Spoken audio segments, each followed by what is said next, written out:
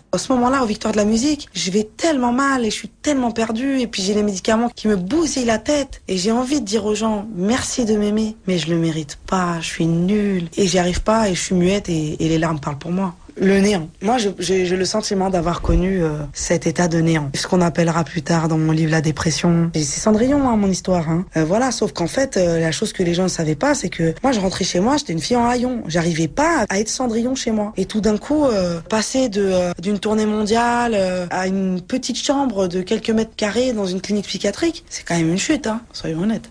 Le succès, il vous tombe dessus, en fait. C'est-à-dire que vous êtes anonyme, vous êtes anonyme, vous êtes anonyme, et d'un coup, vous êtes connu. C'était un énorme carton. C'était DJ. Je suis pas une bombe latine, ni une bombe platine, DJ.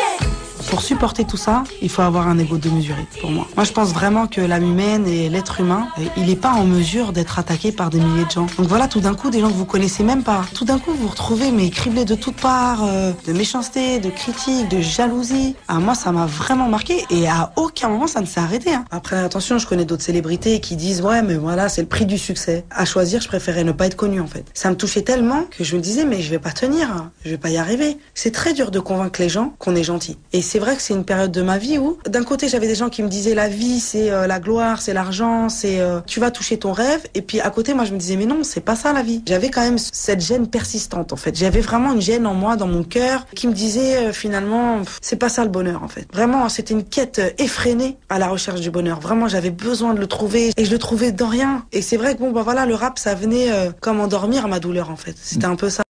J'ai une image de mon père qui quitte le foyer en attaché case avec un costume. C'est papa qui part, quoi. L'absence de mon père, je pense que c'était le problème central de ma vie jusqu'au jour où je l'ai retrouvé et que j'ai compris que c'était pas ça le problème. Après, il y a ce sentiment d'abandon, comme je dis, ce sentiment aussi d'avoir envie d'exister, de se sentir aimé. Je pense que ça a été aussi une des quêtes pour lesquelles, par la suite, j'ai voulu faire aussi de la musique et trouver des gens qui me comprendraient, avec qui je pourrais partager, parce que j'avais le sentiment que mon père, il me regardait pas. Parfois, on a tendance à focaliser sur une chose et puis à ne pas en démordre, et ça a été mon cas.